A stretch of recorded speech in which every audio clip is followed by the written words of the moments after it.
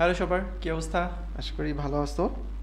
তো আমাদের নেক্সট পড়াশোনা আজকে বেশি কথা না বলে আমরা দ্রুত পড়াশোনায় ঢুকে যাব আর কি। হ্যাঁ, তো আমরা এর আগে পড়ছি অস্থি এবং তরুণাস্থি, এটার আগ পর্যন্ত পড়ছি, তাই না? এই যে মেটাটার্সাল, ফ্যালাঞ্জেস, এই পর্যন্ত পড়ছি। এখন আমাদের পড়াশোনা হচ্ছে অস্থি এবং তরুণাস্থি, এই অংশটা থেকে শুরু করে শেষ পর্যন্ত আর কি। তো আশা করি প্রথম ক্লাসটা যেটা তোমরা এটা বুঝছো।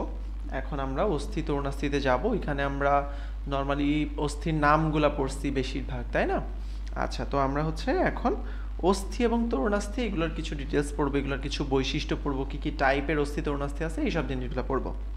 তাহলে দেখো, অস্থি বা অসিয়াস টিস্যু যেটা, এইটার প্রথম যে জিনিসটা এখানে সবচাইতে বেশি ইম্পর্টেন্ট, হ্যাঁ সবচাইতে বেশি ইম্পর্টেন্ট যেটা এখানে, সেটা হইল অস্থির আবরণের নামটা। তোমাদেরকে আবরণের নাম কিন্তু আমি আরও অনেক জায়গায় পড়াইছি, ঠিক আছে? তো আবরণের নামটা কিন্তু সবসময় পারতে হবে। হ্যাঁ, তো অনেকেই এটা ভুল করো। আবরণের অনেক রকম, মানে অনেক জায়গা, অনেকগুলো অঙ্গের, হ্যাঁ অনেকগুলো অঙ্গাণুর, এগুলার কিন্তু আবরণের নামগুলো জানতে হয়। তোমার বোটানিতেও জানতে হয়, তোমাদের জুলজিতেও জানতে হয়। তোমরা কি জানো সবাই আবরণের নামগুলো জানো? ব্রেইনের আবরণ, অস্থির আবরণ, যকৃতের আবরণ, ফুসফুসের আবরণ, এটা কিন্তু আমি যে ক্লাসেই আসে সব সময় বলি। তো তোমরা কি জানো সবাই? আমাকে একটু বলো তো, সবগুলো আবরণ কে লিখতে পারবে? আমি একটু দেখি, দেখি তো কেউ পারো কিনা যে সবগুলো আবরণ, আমি যে কয়টা অর্গানের নাম বলতেছি আবরণগুলো লিখবা। একটা লিখবা হচ্ছে মস্তিষ্ক, 2 নাম্বার লিখবা হচ্ছে হৃৎপিণ্ড, 3 নাম্বার লিখবা হচ্ছে ফুসফুস, 4 নাম্বার লিখবা যকৃত, 5 নাম্বারে লিখবা বৃক্ক, আর 6 নাম্বারে হচ্ছে দেহের যে আবরণ সেটা লিখবা। দেখি কে পারো সবগুলো। হ্যাঁ, তো যাই হোক, অস্থির যে আবরণটা এটাকে আমরা বলি হচ্ছে কি পেরিঅস্টিয়াম, ঠিক আছে? অস্থির আবরণটাকে আমরা বলি হচ্ছে পেরিঅস্টিয়াম। ঠিক সেম ভাবে একই সাথে যদি তুমি পড়ো যেটা তরুণাস্থি, হ্যাঁ যেটা তরুণাস্থির আবরণটাকে আমরা কি বলি বলো তো? পেরিকন্ড্রিয়াম, তাই না? Perichondrium, right. আচ্ছা, তাহলে দুইটা আবরণ আমরা জানলাম, একটা হচ্ছে পেরিঅস্টিয়াম আর একটা হলো পেরিকন্ড্রিয়াম। মানে পেরিঅস্টিয়ামটা কিন্তু একটা দ্বিস্তরীয় আবরণ, এটা মনে রাখতে হবে। পেরিঅস্টিয়ামটা একটা দ্বিস্তরীয় আবরণ। তাহলে আমরা আবরণটা জানলাম। এবার আসো অস্থি, যেটা অ্যাকচুয়াল হাড়, যেটা সেটা কি দিয়ে গঠিত?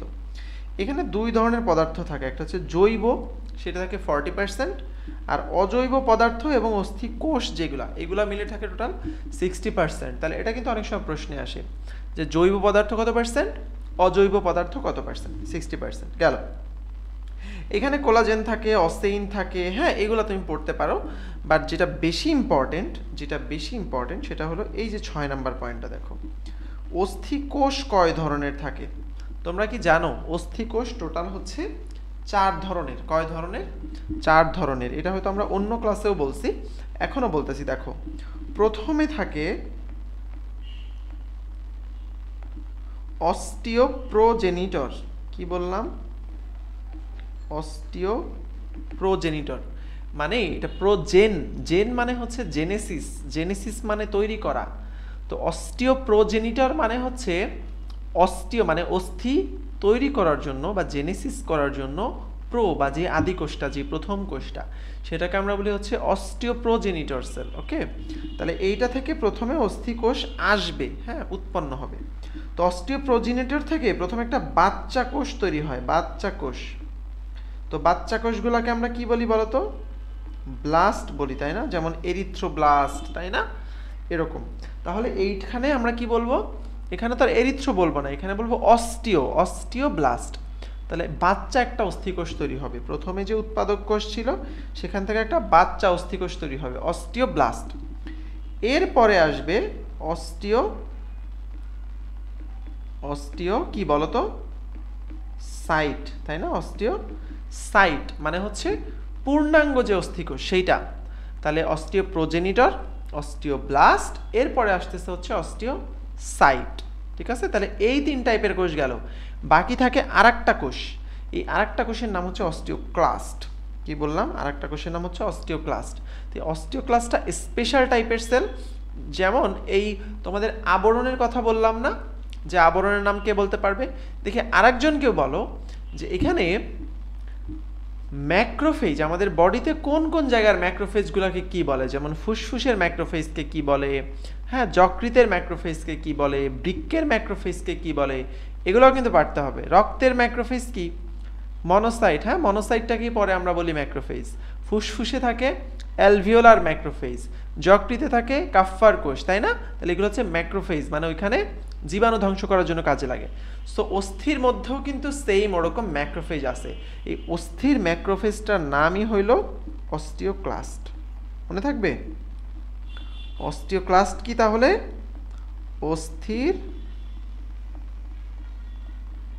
ম্যাক্রোফেজ। তো তোমরা আবার অনেকে অস্থিরটা বোঝো না, অনেকে বলো ভাইয়া মানে ক্লাস ওই যে পরে দেখে, হ্যাঁ, অথবা খেয়াল করে না, পরে এরকম দাগানো বই একটা দেখে বলে ভাইয়া অস্থির ম্যাক্রোফেজ কি ভাইয়া, মানে ম্যাক্রোফেজ আবার অস্থির কেমনে হয়? হ্যাঁ, তোমরা তো অস্থির বলতে আবার অন্য জিনিস বোঝো, কথায় কথায় সব কিছুই অস্থির বলো। ভাইয়া এটা তো অস্থির, মুভিটা তো অস্থির, গানটা তো অস্থির। তো এই অস্থির সেই অস্থির না, এটা হচ্ছে অস্থি, হ্যাঁ, হাড়। ওকে, ঠিক আছে। তাই অস্থি নিয়ে আমরা কিছু জরুরি কথাবার্তা জানলাম। এখানে সবচেয়ে বেশি জরুরি হইল, এক নাম্বার হলো অস্থির যে আবরণটা, ওইটার নাম পেরিওস্টিয়াম, এবং অস্থিতে 4 ধরনের কোষ থাকে, এই 4 ধরনের কোষের নাম কেমন? ওকে, এবার অস্থির টাইপ, কি কি টাইপের অস্থি পাওয়া যায় আমাদের বডিতে, কি কি টাইপের অস্থি পাওয়া যায়? দেখো, প্রধানত আমরা অস্থিকে 2টা টাইপে ভাগ করতে পারি, হ্যাঁ, এর গঠনের উপর ভিত্তি করে 2টা টাইপে। একটাকে আমরা বলি হচ্ছে নিরেট অস্থি, আর একটাকে আমরা বলি হচ্ছে স্পঞ্জি অস্থি। হ্যাঁ, এখন এই দুইটা আমরা একটু দেখবো যে কি জিনিস আসলে। যেটা নিরেট অস্থি, এটার ইংরেজি নাম কিন্তু কম্প্যাক্ট বোন, ঠিক আছে, কম্প্যাক্ট বা কর্টিক্যাল বোন। হ্যাঁ, আচ্ছা, এখন নিরেট অস্থির নাম নিরেট অস্থি হওয়ার কিছু কারণ আছে। নিরেট অস্থির নাম কেন নিরেট অস্থি? কারণ এর মধ্যে মানে ম্যাট্রিক্স বলো, এটা শক্ত, বেসিক কথা হলো এটা শক্ত, ঠিক আছে। নিরেট, নিরেট আর ফাঁপা জিনিস তো তোমরা বোঝো। স্পঞ্জি অস্থিটা কিছুটা ফাঁপা, মানে ওর মধ্যে ফাঁকা ফাঁকা জায়গা থাকে। হ্যাঁ, এই যে দেখো নিচে আমরা দেখতেছি স্পঞ্জি অস্থি, এদের গঠন স্পঞ্জ বা মৌচাকের মতো, এই জন্য এদেরকে আমরা স্পঞ্জি বলতে পারি, ক্যান্সেলাস বলতে পারি, ট্রাবেকুলার অস্থিও বলতে পারি। কিন্তু নিরেট অস্থি, এটার একটা স্পেশাল সিস্টেম আছে, নিরেট অস্থির মধ্যে একটা স্পেশাল সিস্টেম আছে। এই সিস্টেমটাকে আমরা বলি হ্যাভার্সিয়ান সিস্টেম। কি বলি বলো? হ্যাভার্সিয়ান সিস্টেম। এখন আমি তোমাদেরকে দেখাবো যে হ্যাভার্সিয়ান সিস্টেম জিনিসটা আসলে কি। হ্যাঁ, হ্যাভার্সিয়ান সিস্টেম জিনিসটা আসলে কি, এটা আমি একটু তোমাদের বলি। দেখো, হ্যাঁ, তাহলে ধরো এরকম একটা অস্থি আছে, ধরো এরকম একটা অস্থি আছে। এখন এই অস্থির মাঝ বরাবর যদি তুমি এরকম কাটো, ক্রস সেকশন করো, ক্রস সেকশন করে তুমি দেখবা এইরকম একটা জিনিস দেখতে পারবা, ধরো এরকম। সো এর মধ্যে, এই অস্থির মধ্যে এইরকম দেখবা অনেকগুলা গোল গোল এরকম ইউনিট আছে। হ্যাঁ, এই ইউনিটগুলোর নাম হচ্ছে হ্যাভার্সিয়ান সিস্টেম। এক একটা ইউনিটকে বলে হচ্ছে এক একটা হ্যাভার্সিয়ান সিস্টেম। ওকে, আচ্ছা, তো আমরা হলো একটা হ্যাভার্সিয়ান সিস্টেমকে নিব। হ্যাঁ, এখন একটা হ্যাভার্সিয়ান সিস্টেমকে নিব, নিয়ে জুম করব। তাহলে একটা হ্যাভার্সিয়ান সিস্টেমের মধ্যে আমরা কি কি পাবো সেটা দেখো। তাহলে একটা হ্যাভার্সিয়ান সিস্টেমকে যদি তুমি জুম করো, তুমি দেখবা যে এর মধ্যে কয়েকটা লেয়ার আছে, কয়েকটা লেয়ার আছে এরকম। হ্যাঁ, 3 থেকে 5টা লেয়ার থাকে। তো এই যে যে কয়েকটা লেয়ার আছে, এই লেয়ারগুলোকে আমরা বলি হচ্ছে ল্যামেলি। কি বলি? ল্যামেলি, ঠিক আছে। লেয়ারগুলোকে আমরা বলি হচ্ছে ল্যামেলি। এখন এই ল্যামেলিগুলার মাঝখানে মাঝখানে এরকম গর্ত গর্ত থাকে। কি থাকে? এরকম গর্ত গর্ত থাকে। এই যে ছোট ছোট গর্তগুলা, হ্যাঁ, এই গর্তগুলাকে আমরা বলি হচ্ছে, বা গহ্বরগুলোকে আমরা বলি হচ্ছে ল্যাকুনা। কি বলি? ল্যাকুনা। এবং এই যে যে ল্যাকুনাগুলো আছে বা গহ্বরগুলো আছে, এর মধ্যেই থাকে হচ্ছে আমাদের অস্থি কোষগুলা বা অস্টিওসাইট। মনে থাকবে? তাহলে ল্যাকুনার মধ্যে থাকে কি? অস্থিকোষ বা অস্টিওসাইট। তাহলে আমরা কি পড়লাম? যে স্তরগুলো আছে এগুলোকে আমরা বলি ল্যামেলি, যে গহ্বর বা ছোট ছোট গর্তগুলো আছে এগুলোকে বলি ল্যাকুনা, এবং এর মধ্যে যে কোষগুলো থাকে এগুলোকে আমরা বলি অস্থিকোষ বা অস্টিওসাইট। গেল? আচ্ছা, 3টা জিনিস পড়লাম। এখন আমরা আরও 3টা জিনিস পড়ব। কি কি? দেখো, একটা হইল এই যে ল্যাকুনাগুলো আছে, এই ল্যাকুনাগুলা একজন কিন্তু আরেকজনের সঙ্গে কানেক্টেড থাকে, এরকম ছোট ছোট ছোট ছোট কিছু ক্যানেলের মতো কিছু স্ট্রাকচার দিয়ে কানেক্টেড থাকে। এই যে ক্যানেলের মতো স্ট্রাকচারগুলা, এইগুলাকে আমরা বলি কি জানো? ক্যানালিকুলি। কি বলি? ক্যানালিকুলি। ক্যানেলের মতো, এই জন্য ক্যানালিকুলি বলি। তাহলে এই যে একটা ল্যাকুনার সঙ্গে আর একটা ল্যাকুনার কানেকশন, এটাকে আমরা বলি হচ্ছে ক্যানালিকুলি। আচ্ছা, এখন দেখো হ্যাভার্সিয়ান সিস্টেমের একদম মাঝখান দিয়ে, প্রত্যেকটা হ্যাভার্সিয়ান সিস্টেমের মাঝখান দিয়ে একটা করে সেন্ট্রাল একটা নালী নেমে যায়। হ্যাঁ, এরকমভাবে সেন্ট্রাল একটা নালী নেমে যায়, এটাকে আমরা বলি হচ্ছে হ্যাভার্সিয়ান নালী। ঠিক আছে, হ্যাভার্সিয়ান নালী বলি। এখন এই হ্যাভার্সিয়ান নালীগুলাই আবার নিজেদের মধ্যে কিন্তু কানেক্টেড থাকে। ঠিক আছে, নিজেদের মধ্যে কানেক্টেড থাকে। এই যে নিজেদের মধ্যে কানেক্ট, যেরকম ল্যাকুনাগুলো একটার সঙ্গে আর একটা কানেক্টেড থাকে ক্যানালিকুলি দিয়ে, হ্যাভার্সিয়ান নালীগুলো একটার সঙ্গে আর একটা কানেক্টেড থাকে যেই নালী দিয়ে, সেটাকে আমরা বলি হচ্ছে ভক্সম্যান ক্যানাল। কি বলি? ভক্সম্যান ক্যানাল। তাহলে আরও তিনটা জিনিস পড়লাম। একটা পড়লাম হ্যাভার্সিয়ান নালী, যেটা মাঝখান দিয়ে নেমে গেল, এবং হ্যাভার্সিয়ান নালীগুলাকে কানেক্ট করে ভক্সম্যান ক্যানাল, ল্যাকুনাগুলাকে কানেক্ট করে ক্যানালিকুলি, এবং পুরো যে লেয়ারগুলো থাকে এগুলোকে আমরা বলি হচ্ছে ল্যামেলি। তাহলে দেখো তোমাদের বইতে এখন পড়লে খুব সহজ লাগবে। ঠিক আছে, দেখো এই যে নিরেট অস্থির 5 থেকে 15টা স্তরে সাজানো থাকে, স্তরগুলোকে আমরা বলি হচ্ছে ল্যামেলি, এবং ল্যামেলিগুলা একটা সুস্পষ্ট নালীর চারদিকে থাকে। ওই যে মাঝখানের নালীটা, ওইটাকে আমরা বলি হ্যাভার্সিয়ান নালী। তো এই হ্যাভার্সিয়ান নালী এবং এই সবগুলো ল্যামেলি, এই পুরাটা নিয়ে হচ্ছে তয় হ্যাভার্সিয়ান সিস্টেম বা অস্টিয়ন। এবার তুমি দেখো এইটা ল্যামেলিগুলাতে ল্যাকুনা থাকে, ল্যাকুনা নামে ছোট ছোট গহ্বর থাকে। এই গহ্বরগুলোর মধ্যে কি থাকে? অস্থিকোষ থাকে। প্রত্যেকটা ল্যাকুনার চারদিক থেকে ছোট ছোট নালী বের হয়, এগুলোকে আমরা বলি ক্যানালিকুলি। এই ক্যানালিকুলাগুলার কাজ হচ্ছে ল্যাকুনারগুলোর মধ্যে যোগাযোগ রক্ষা করা। সহজ কথায় ল্যাকুনার সঙ্গে ল্যাকুনার কানেক্ট করে হচ্ছে ক্যানালিকুলি। আচ্ছা, আর এই যে মাঝখানের যে সেন্ট্রাল হ্যাভার্সিয়ান নালীগুলো আছে, সেইগুলো আড়াআড়ি যুক্ত থাকে কি দিয়ে? ভক্সম্যান ক্যানাল দিয়ে। এখন আশা করি সবগুলা পারা যাবে, পারা যাবে না? আশা করি পারা যাবে ইনশাল্লাহ। হ্যাঁ, ঠিক আছে, ওইটা গেল নিরেট অস্থি। এবার আসলো হচ্ছে আমাদের স্পঞ্জি অস্থি। স্পঞ্জি অস্থির মধ্যে আছে স্পঞ্জ, মানে স্পঞ্জের মতো বা মৌচাকের মতো দেখতে, এদেরকে আমরা ক্যান্সেলাস বা ট্রাবেকুলার অস্থি বলি। এবং এই যে স্পঞ্জি অস্থিগুলো আছে, এদের মাঝখানে কিন্তু লোহিত অস্থিমজ্জা থাকে। এদের মধ্যে কি থাকে? লোহিত অস্থিমজ্জা থাকে। ঠিক আছে, ওকে। এবং মজার কথা হচ্ছে, আরেকটা কথা হলো, বাচ্চা অবস্থায় তোমার কিন্তু বেশিরভাগ কিন্তু স্পঞ্জি অস্থি থাকে, পরে এগুলো আস্তে আস্তে নিরেট অস্থি হয়। ওকে, তাহলে আমরা দুইটা টাইপ পড়লাম অস্থির, একটা হচ্ছে নিরেট অস্থি, একটা হইল স্পঞ্জি অস্থি। এখন নেক্সটে তুমি আসো যে আকৃতিগতভাবে আমরা অস্থিকে কয়েকটা ভাগ করতে পারি। যেমন আছে লম্বা অস্থি, খাটো বা ক্ষুদ্র অস্থি, চাপা অস্থি, অনিয়ত অস্থি, আর একটা হচ্ছে বায়ুপূর্ণ অস্থি। এখন লম্বা অস্থি কোনগুলো? আমাদের হাতে পায়ে যেগুলো বড় বড় লম্বা লম্বা অস্থি আমরা দেখছি, যেমন হিউমেরাস এবং ফিমার, এগুলা কিন্তু লম্বা লম্বা অনেক, তাই না? এগুলো লম্বা অস্থি। রেডিয়াস আলনা, হ্যাঁ, তারপর হচ্ছে টিবিয়া ফেবুলা, এগুলো কিন্তু সব লম্বা অস্থি। ওকে, আচ্ছা, খাটো অস্থি কোনগুলা? তোমরা যখন কবজির হাড়গুলা পড়ছো, মনে আছে ওই যে she looks too pretty try to catch her পড়ছো না? তারপরে টার্সাল। তো এই যে অস্থিগুলা পড়ছো, ছোট ছোট ছোট ছোট অস্থি, তাই না? এরা কিন্তু এত লম্বা না, বড় না, ছোট ছোট। এইগুলাকে আমরা বলি খাটো বা ক্ষুদ্র অস্থি, যেমন করতল এবং পদতলের অস্থি। কার্পাল, মেটাকার্পাল, টার্সাল, মেটাটার্সাল, তাই না? ফ্যালাঞ্জেস, এইগুলা। এবার হচ্ছে চাপা অস্থি। চাপা মানে যেগুলা দেখতে এরকম হয়তো গোল টিউবের মতো বা সিলিন্ডারের মতো না, একদম এরকম চাপা, ঠিক আছে, প্লেটের মতো। এগুলা কিরকম? দেখো যে স্ক্যাপুলা, হ্যাঁ, পোরশুকা, স্টারনাম, করটির যে প্যারাইটাল অস্থি আছে, এই যে আমাদের এখানে প্যারাইটাল অস্থি আছে, তাহলে এইগুলা কি? চাপা, পাতলা, তাই না? এরকম আমাদের ফিমার টিমারের মতো এরকম বড় বড় মোটা না। সো ওইগুলাকে আমরা বলি চাপা অস্থি। তাহলে চাপা অস্থির উদাহরণ কি কি? এই যে আমাদের ঘাড়ের এখানে স্ক্যাপুলা আছে, পিঠের এখানে, তারপরে পোরশুকা আছে, হ্যাঁ, তারপরে স্টারনাম আছে। তাহলে এই উদাহরণগুলো থেকে কিন্তু প্রশ্ন আসতে পারে এবং এটা খুব ইম্পর্টেন্ট। লম্বা অস্থির উদাহরণ কোনটি? অ্যান্সার হচ্ছে হিউমেরাস বা ফিমার। ক্ষুদ্র বা খাটো অস্থির উদাহরণ কোনটি? করতল পদতলের যে অস্থি দিক না কেন, carpal, metacarpal, phalanges, tarsal, metatarsal, phalanges, এইসব যে উদাহরণই দিক না কেন সেটা ক্ষুদ্র অস্থি। এরপরে চাপা অস্থির উদাহরণ বললে স্ক্যাপুলা অথবা এই যে আমাদের করটিকার যে অস্থিগুলো আছে, প্যারাইটাল, তাই না, অক্সিপিটাল, এগুলো কিন্তু চাপা অস্থি। এরপরে আসে হচ্ছে অনিয়ত বা ইরেগুলার অস্থি, মানে যেটার রেগুলার কোনো স্ট্রাকচারই নেই, একটু উল্টাপাল্টা গড়নের, সেটা কোনটা? কশেরুকা। আমাদের যে ভার্টিব্রা আমরা পড়ছি তাই না, দেখো এইরকম একটা আর্চ থাকে, এইদিকে একটা থাকে, হ্যাঁ তাই না, আবার সামনে একটু বড়, মাঝখানে আবার একটা ফাঁকা আছে। তো এই যে ভার্টিব্রাগুলা বা কশেরুকাগুলা, এগুলো কিন্তু অনিয়ত বা ইরেগুলার অস্থি গেল। আচ্ছা, এবার আছে 5 নাম্বার, একটু দেখো বায়ুপূর্ণ অস্থি। হ্যাঁ, নিউম্যাটিক বোনস।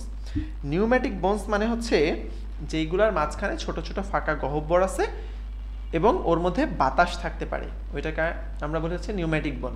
এবং নিউম্যাটিক বোন যেরকম আছে ম্যাক্সিলা, হ্যাঁ এথময়েড আছে, স্ফেনয়েড আছে, এবং এইগুলার মধ্যে যে ফাঁকা জায়গাগুলা, ওইগুলাকে আমরা বলি হচ্ছে সাইনাস। ঠিক আছে, সাইনাস। এবং এই অস্থিগুলো সাধারণত আমাদের নাকের আশেপাশে থাকে। এই জন্য এই যে নাকের আশেপাশে যে সাইনাসগুলো থাকে, এইগুলাকে আমরা বলি হচ্ছে প্যারানেজাল সাইনাস, নাকের আশেপাশে সাইনাস, প্যারানেজাল সাইনাস। এবং এই প্যারানেজাল সাইনাসে যখন এই বাতাসের বদলে দেখো নর্মালি থাকে কি বাতাসের বদলে, তাহলে বাতাসের বদলে যদি বাতাস না থেকে কোনোভাবে কোনো ফ্লুইড বা তরল থাকে, ওর মধ্যে কোনো তরল জমা হয়, ঠিক আছে, এবং ওই তরলটা যদি ইনফেক্টেড হয়ে যায় কোনো ব্যাকটেরিয়া দিয়ে বা কোনো ভাইরাস দিয়ে, তখন এটাকে আমরা বলি হচ্ছে সাইনোসাইটিস, সাইনাসের প্রদাহ। এটাকে আমরা কি বলি?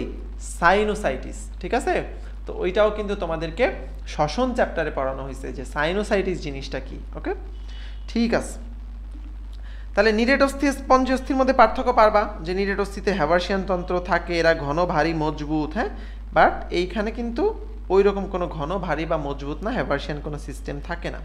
এবং স্পঞ্জি অস্থি আমরা যখন বড় হয়ে যাই বেশিরভাগই কিন্তু নিরেট অস্থি হয়ে যায়, বাচ্চাকালের মতো না যে সব স্পঞ্জি। সো বড় যখন আমরা হয়ে যাই তখন বেশিরভাগই থাকে আমাদের নিরেট অস্থি, যেমন 80%, এবং অল্প থাকে 20% থাকে স্পঞ্জি অস্থি। গেল। তাহলে অস্থি নিয়ে কিন্তু আমরা মোটামুটি অনেক কিছু কভার করে ফেললাম। দেখো আবারও বলি, হ্যাঁ আবারও বলি, তোমরা কি বুঝছো এই পর্যন্ত? দেখো অস্থির আমরা কয়েকটা বৈশিষ্ট্য পড়ছি, অস্থির ম্যাক্রোফেজের নাম পড়ছি, আবরণের নাম পড়ছি, কোষগুলার নাম পড়ছি, তাই না? এরপর অস্থির প্রকারভেদের মধ্যে নিরেট এবং স্পঞ্জি পড়ছি। নিরেটের মধ্যে আমরা পড়ছি হচ্ছে হ্যাভার্সিয়ান পুরো সিস্টেমটা। তারপরে আমরা স্পঞ্জি অস্থি পড়ছি, স্পঞ্জি অস্থির বিভিন্ন রকম নাম আছে, ট্রাবেকুলার, ক্যান্সেলাস, এগুলো পড়ছি। এরপরে আমরা আকৃতিগতভাবে লম্বা, খাটো, এরকম যে অস্থিগুলো আছে সেগুলোর নাম এবং উদাহরণ পড়ছি, এবং এটা কিন্তু অনেক বেশি ইম্পর্টেন্ট, খুব মনোযোগ দিয়ে পড়বা। ঠিক আছে, আচ্ছা, অস্থির কাজ অত বেশি দরকার নাই, যদিও এরকম দুই একটা লাগে, যেমন হলুদ অস্থিমজ্জা, হ্যাঁ, এরা সঞ্চিত চর্বির আধার হিসেবে কাজ করে। তারপরে হচ্ছে তুমি দেখবা রোগ প্রতিরোধের ক্ষেত্রে আমাদের রেটিকুলো এন্ডোথেলিয়াল তন্ত্র কাজ করে, হ্যাঁ, হরমোনাল নিয়ন্ত্রণ, অস্টিওক্যালসিনামে হরমোন, এগুলো একটু রিডিং দিবা, হ্যাঁ, অনেক বেশি লাগে না, বাট একটু এই হেডলাইনগুলো রিডিং দিবা। ঠিক আছে, হেডলাইনগুলো রিডিং পড়বা, অবশ্যই হেডলাইনগুলো একটু রিডিং পড়বা। ওকে, আচ্ছা, তো এইখানে আমরা এবার চলে আসি, চলো তরুণাস্থিতে। কোথায় চলে আসলাম? তরুণাস্থি। হ্যাঁ, অস্থি পড়া শেষ, এবার আমরা তরুণ অস্থি পড়বো। হ্যাঁ, এতক্ষণ বুড়া অস্থি পড়ছি, এইবার আমরা পড়বো হচ্ছে তরুণ অস্থি। ওকে, বা তরুণাস্থি বা কোমলাস্থি, যেটার ইংরেজি নাম হচ্ছে কি? কার্টিলেজ। আচ্ছা, অস্থি সবাই বুঝছো তোমরা?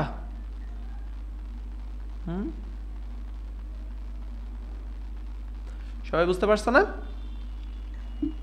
ওকে, কোনো কোয়েশ্চেন থাকলে জানাও, ওই কমেন্টে কিন্তু অ্যান্সার দিয়ে দেওয়া হবে। হ্যাঁ, ওকে, ঠিক আছে। এইবার দেখো তরুণাস্থি বা কোমলাস্থি। তো তরুণাস্থি কোনগুলা? এই যে আমাদের নাকে আছে, হ্যাঁ, কানে আছে, দেখো এগুলো কিন্তু একদম অস্থির মতো এতটা শক্ত না, হ্যাঁ, একদম এত শক্ত না, বাট এরা একবার মাংসের দলাও না। ঠিক আছে, সো এইগুলাকে আমরা বলি হচ্ছে তরুণাস্থি। তো তরুণাস্থি আমাদের বিভিন্ন জায়গাতেই দরকার আছে, অনেক জরুরি। তরুণাস্থিগুলা কিন্তু আমাদের বডির জন্য অনেক জরুরি। এখন ঘটনা হলো যে এই তরুণাস্থি নিয়ে আমরা একটু পড়াশোনা করব। তো তরুণাস্থির যে আবরণটা, এই তরুণাস্থির আবরণকে আমরা কি বলি বলো সবাই? আমরা একটু আগেই বলছি, অস্থির আবরণকে আমরা বলি হচ্ছে পেরিঅস্টিয়াম। তাহলে তরুণাস্থির আবরণকে আমরা কি বলি? তরুণাস্থির আবরণকে আমরা বলি হচ্ছে পেরিকন্ড্রিয়াম, মনে থাকবে, পেরিকন্ড্রিয়াম। ওকে, আচ্ছা, অস্থির কোষকে আমরা প্রথমে বলছিলাম অস্টিওব্লাস্ট বাচ্চা অবস্থায়, পরে ছিল অস্টিওসাইট। এইখানেও ঠিক সেম, দেখো কন্ড্রোব্লাস্ট, পরিণত তরুণাস্থির কোষকে বলে কন্ড্রোসাইট। ওকে, আচ্ছা, ওইখানে থাকে অস্টিওন আর এখানে থাকে কন্ড্রিন, এই কন্ড্রিন জিনিসটা তৈরি হয় কন্ড্রোমিউকয়েড এবং কন্ড্রোঅ্যালবুনয়েডের মাধ্যমে। তাইলে তরুণাস্থিতে দুই ধরনের প্রোটিন থাকে, একটার নাম হচ্ছে কন্ড্রোমিউকয়েড আর একটার নাম হচ্ছে কন্ড্রোঅ্যালবুনয়েড। ঠিক আছে? আচ্ছা, তরুণাস্থির নর্মাল কাজ কি? তরুণাস্থির নর্মাল কাজ হচ্ছে চাপ টান প্রতিরোধ করা। হ্যাঁ, হাড়ে নর্মালি কি হয়, একটু ব্লো পাইলে, একটু আঘাত পাইলে কিন্তু ভেঙে যায়, হ্যাঁ, বা একটু টান খাইলে এগুলো ক্ষতি হওয়ার সম্ভাবনা বেশি, ভঙ্গুর। বাট তরুণাস্থি কিন্তু এরকম না। ঠিক আছে? একটু মানে স্থিতিস্থাপক এবং ওইটা কিন্তু ভাঙবে না। ঠিক আছে? ওকে।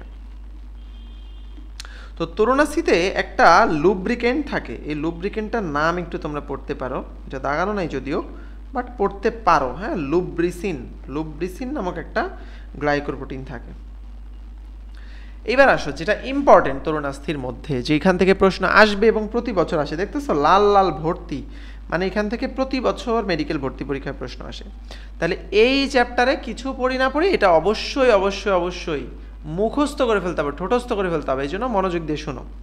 তাহলে তরুণাস্থি আছে টোটাল তোমাদের বই অনুযায়ী 4 ধরনের, স্বচ্ছ বা হায়ালিন, স্থিতিস্থাপক, শ্বেততন্তুময় এবং হচ্ছে চুনোময় বা ক্যালসিফাইড। কয় ধরনের? 4 ধরনের। তাহলে 4 ধরনের আগে নামটা মুখস্থ করব। তোমরা পড়ার সময় অনেকে করো কি, নাম না পড়েই উদাহরণ মুখস্থ করা শুরু করে দাও, এবং তখন উদাহরণ জানো, প্রশ্নে যখন বলে স্বচ্ছ কোনটা তখন আর মনে থাকে না। সো নামটা ভালো করে পড়তে হবে। যে দেখো এর নাম কিন্তু অনেকগুলো আছে, স্বচ্ছ, হায়ালিন, তরুণাস্থি। ঠিক আছে? স্বচ্ছ বলতে পারো, হায়ালিন তরুণাস্থি বলতে পারো। আচ্ছা, এরপরে আছে স্থিতিস্থাপক বা ইলাস্টিক বা পিততন্তুময় বা ইয়েলো ফাইব্রাস। ঠিক আছে? দেখো একটার কতগুলা নাম। তাহলে ইলাস্টিক তরুণাস্থি, পরেরটা হলো শ্বেততন্তুময় মানে হচ্ছে হোয়াইট ফাইব্রাস, এরপরে হলো চুনোময় বা ক্যালসিফাইড। তাহলে এর উদাহরণগুলো আমাদেরকে খুব ভালো করে মনে রাখতে হবে। দেখো প্রথমে 2 নম্বরের উদাহরণগুলো বলি। ইলাস্টিক তরুণাস্থির উদাহরণগুলো আমরা পড়ি ট্রিপল ই দিয়ে। কি দিয়ে পড়ি? ইতে ইলাস্টিক, এর উদাহরণগুলো হচ্ছে ট্রিপল ই, ই ই ই। প্রথম ইতে হচ্ছে এপিগ্লটিস, প্রথম ইতে কি? এপিগ্লটিস। ঠিক আছে? এপিগ্লটিস। তারপরের ইতে হচ্ছে এক্সটার্নাল ইয়ার মানে বহিকর্ণ, এবং পরেরটা হচ্ছে ইউস্টেশিয়ান টিউব। ঠিক আছে? তাইলে এপিগ্লটিস, এক্সটার্নাল ইয়ার আর একটা হচ্ছে ইউস্টেশিয়ান টিউব, 3টা ই ইলাস্টিক। চলে গেল। দেখো নেক্সট হচ্ছে চুনোময় বা ক্যালসিফাইড। এই জিনিসটা থাকে হিউমেরাস বা ফিমারের মাথায়। ঠিক আছে? তোমরা যদি একটু ছবি দেখো তোমাদের বইতে হিউমেরাস বা ফিমারের, এখানে দেখো, এই যে দেখো, দেখছো এটা একটা ধরো ফিমার, এই ফিমারের মাথায় দেখছো সুন্দর করে যে সবুজ দিয়ে আঁকানো, এখন আমি লাল করে দিলাম, এই যে একটু তরুণাস্থি থাকে, এই তরুণাস্থিগুলো আসলে কি? ক্যালসিফাইড। ঠিক আছে? এগুলো আসলে কি? ক্যালসিফাইড তরুণাস্থি। তাহলে হিউমেরাস বা ফিমারে কিন্তু বলা যাবে না, হিউমেরাস বা ফিমারের মস্তকে বা মাথায় থাকে। ওকে, চুনোময় গেল। শ্বেততন্তুময় বলো, শ্বেততন্তুময় পাওয়া যায় হচ্ছে এই যে আমরা দুইটা ভার্টিব্রা বলছি না, আমরা যখন বলছি যে ভার্টিব্রাগুলো বা স্পাইনটা গঠন হয় ভার্টিব্রা দিয়ে, তাহলে একটা ভার্টিব্রা, তার নিচে আর একটা ভার্টিব্রা, তার নিচে আর একটা ভার্টিব্রা, এইভাবে একটা একটা একটা করে টোটাল কত বলো তো? অনেকগুলো ভার্টিব্রা বসে, তাই না? 7, 12, 5, 5, 4 মনে আছে? পড়াইছি সার্ভাইকাল, তারপরে থোরাসিক, মনে থাকার কথা। আচ্ছা, এই যে যে ভার্টিব্রাগুলা, এদের মধ্যে কিন্তু যদি কিছু একটা না থাকতো, এরা কিন্তু ঘষা খেয়ে খেয়ে ক্ষয় হয়ে যেত। এদের মাঝখানে কিন্তু তরুণাস্থি থাকে। ঠিক আছে? যেটাকে আমরা বলি ইন্টারভার্টিব্রাল ডিস্ক, ওইটা কিন্তু আসলে একটা তরুণাস্থি। ওইটাই বলছে যে দুইটা কশরকার মধ্যবর্তী অঞ্চলে যে ইন্টারভার্টিব্রাল ডিস্কটা থাকে, ওইটা আসলে একটা তরুণাস্থি, এবং সেটা এক ধরনের হোয়াইট ফাইব্রাস তরুণাস্থি। হ্যাঁ, শ্বেততন্তুময়। আচ্ছা, এছাড়া অস্থির সাথে টেন্ডন বা লিগামেন্টের সংযোগস্থলেও কিন্তু হোয়াইট ফাইব্রাস তরুণাস্থি থাকে। ওকে, তাহলে 3টা কিন্তু আমাদের শেষ। স্থিতিস্থাপক বা ইলাস্টিক, এর উদাহরণ ই দিয়ে। ক্যালসিফাইড এক জায়গাতেই থাকে, হিউমেরাস ফিমারের মস্তকে, এবং শ্বেততন্তুময়টা পাওয়া যায় হচ্ছে কোথায়? শ্বেততন্তুময়টা পাওয়া যায় কোথায়? দুইটা ভার্টিব্রার মাঝখানে এবং টেন্ডনের মাথায়। গেল। এখন এই বাদে বাকি যা উদাহরণ আছে সবগুলা হইল আমাদের স্বচ্ছ বা হায়ালিনের উদাহরণ, মনে থাকবে? তাহলে এই বাদে বাকি যে উদাহরণে আসুক, দেখো পূর্ণাঙ্গ মেরুদণ্ডী প্রাণীর অস্থি সন্ধিস্থল, হ্যাঁ, পরশুকার প্রান্তভাগ, নাসিকা, শ্বাসনালী, কর্ণকুহর। ঠিক আছে? মানে এই যে কানের মধ্যে, তারপরে হচ্ছে শ্বাসনালীতে আমাদের, হ্যাঁ, মানে ট্রাকিয়াতে যে কার্টিলেজ থাকে, নাকে যে কার্টিলেজ থাকে, হ্যাঁ, পরশুকাতে একদম মাথায় এই যে রিবকিজের মাথায় যে কার্টিলেজগুলো থাকে এগুলো সব স্বচ্ছ বা হায়ালিন তরুণাস্থি। ওকে, তাহলে মনে থাকবে তরুণাস্থি 4 প্রকার এবং 4 প্রকারের উদাহরণ, ভেরি ভেরি ইম্পর্টেন্ট। আচ্ছা, অস্থি তরুণাস্থির পার্থক্য পড়ায় দেওয়ার দরকার আছে, এখন নিজেরাই পারবা। এখানে থাকে কন্ড্রিন, এই যে তরুণাস্থি থাকে কন্ড্রিন, এখানে পেরিকন্ড্রিয়াম থাকে, এখানে পেরিঅস্টিয়াম থাকে, ঠিক আছে। হ্যাভার্সিয়ান সিস্টেম এটাতে থাকে না, এটাতে হ্যাভার্সিয়ান সিস্টেম থাকে।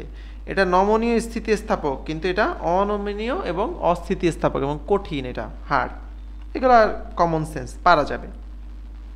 তাহলে অস্থি তরুণাস্থি গেল। এবার আসো একটু প্র্যাকটিক্যাল অংশে। এই অংশটার মধ্যে নর্মালি আমাদের প্র্যাকটিক্যাল পড়া লাগে না, বাট এই যে প্র্যাকটিক্যাল তোমাদের যে অংশটা এখানে আছে এর মধ্যে তোমাদের কিছু শনাক্তকারী কিছু বৈশিষ্ট্য দেওয়া আছে বিভিন্ন হাড়ের, এইটা একটু পড়তে হয় মাঝে মাঝে, ঠিক আছে, মাঝে মাঝে দিয়ে দেয়।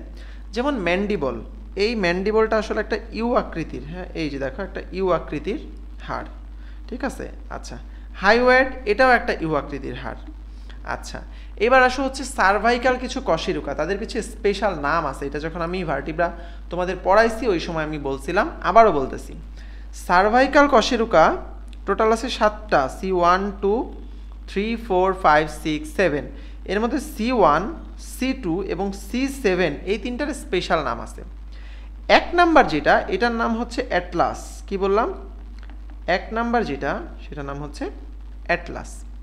C2 যেটা মানে দ্বিতীয় সার্ভাইকাল কশেরুকা, এর নাম হচ্ছে অ্যাক্সিস।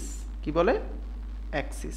এবং যেটা C7, এইটা তুমি এই যে ঘাড়ের এখানে হাত দিলে একটা উঁচু টের পাবা, এই উঁচুটা হচ্ছে C7 বা 7 নাম্বার যে সার্ভাইকাল কশেরুকাটা আছে ওইটার যে স্পাইনাস প্রসেসটা থাকে, স্পাইনাস প্রসেসটা একটু বড় হয়, ঠিক আছে, একটু প্রমিনেন্ট হয়, দেখা যায় বাইরে থেকে, ওইটা আমরা গোনার সময় দেখতে পারি বা ইউজ করতে পারি।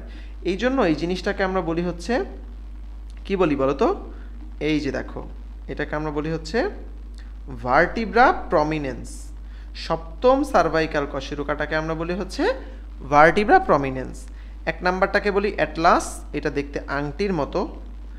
2 নাম্বারটাকে আমরা বলি অ্যাক্সিস, দ্বিতীয় সার্ভাইকাল কশেরুকাকে বলি আমরা অ্যাক্সিস, যেটাতে একটা ওডন্টয়েড প্রসেস থাকে। এবং 7 নাম্বারটা হচ্ছে ভার্টিব্রা প্রমিনেন্স। ওকে, মাথায় থাকবে? মনে থাকবে? আশা করি থাকবে। ওকে, ঠিক আছে। তাহলে এই 3টার স্পেশাল নাম আমরা একটু জানলাম। থোরাসিক যে কশেরুকাগুলো আছে, থোরাসিক যে কশেরুকাগুলো আছে আমরা তো জানি, তাই না? থোরাসিক কশেরুকাগুলোর সঙ্গে আমাদের পোর্শুকাগুলো গিয়ে পিছনে মিলিত হয়।